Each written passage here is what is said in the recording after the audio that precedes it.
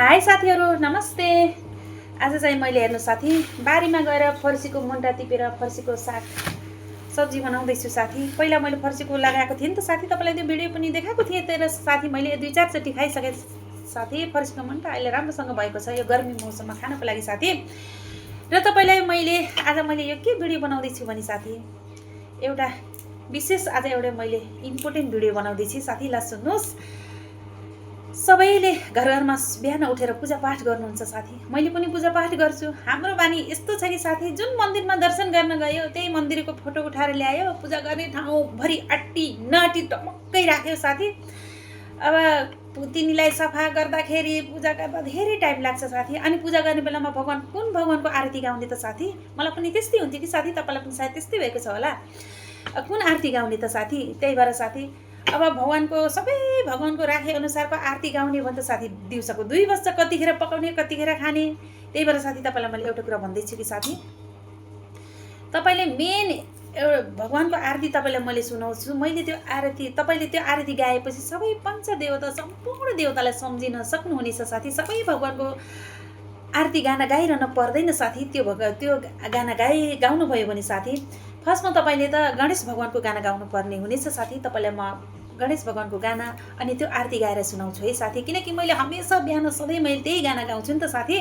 भगवानको धेरै जति फोटो राखे पनि त्यो गाना गाएपछि सम्पूर्ण पञ्चदेवतालाई सम्झिन्छन् त्यो साथी। त्यही भएर 33 कोटी देवताको गाना हो त्यो। त्यही भएर साथी तपाईँलाई मैले भन्दैछु, फर्स्टमा त तपाईँले भगवानको आरती गाना गाउनुहोस्। भगवान आरती कुन भगवानको आरती गर्नुहोस्? सबभन्दा गणेश भगवानको आरती गाउनुहोस्।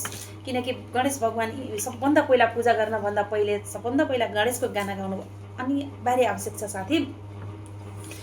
ओम गणपति नमो नमः, श्री सिद्धि विनायक नमो नमः, अष्ट विनायक नमो नमः, गणपति पापा मोरया, गणपति पापा मोरया।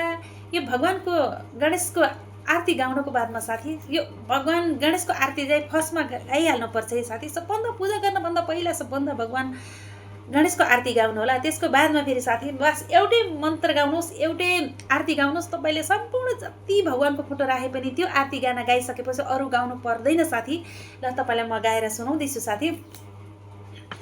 सदा भवानी दाइनी गौरी पुत्र गणेश, पञ्चदेव रक्षा गरो बर्मा विष्णु महेश, बर्मा मुरेरी त्रिपुरकारी, भानु शशि भूमि सुते, उदश्च गुरु शुक्र शनि राहु केतव्ये, सर्वे करा शान्ति भवन्तु।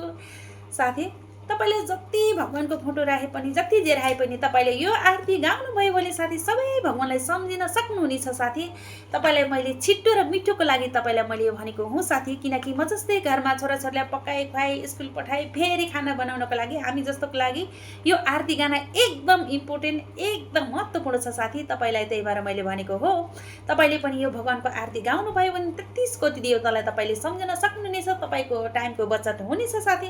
तपाईँले पनि पूजा छिट्टै भ्याउनु हुनेछ साथी। त्यति टाइम लाग्दैन। तपाईँलाई भन्न चाहन्छु, तपाईँलाई मैले गाएको भगवानको आरती तपाईँलाई कस्तो लाग्यो? यदि तपाईँलाई मनपर्छ भने भगवानको गणेशको आरती र यो पञ्चदेवताको आरती तपाईँले गाउनुभयो भने तपाईँको भगवान प्रसन्न हुनेछ। तपाईँले मनले चिताएको पुग्नेछ। तपाईँले मनले जे माग्नु हुनेछ त्यही पुग्नेछ साथी। भन्न चाहन्छु तपाईँलाई मैले गाएको आरती कस्तो लाग्यो? यदि तपाईँलाई मनपर्छ भने लाइक अनि कमेन्ट गर्नुहोला। अनि कमेन्टमा लेख्नुहोला सही या गलत, राम्रो या नराम्रो साथी भन्दै बिदा हुन्छु साथी। बाई प्यारा मेरा फेसबुक साथीहरू। अर्को भिडियोमा फेरि भेटौँला है। बाई।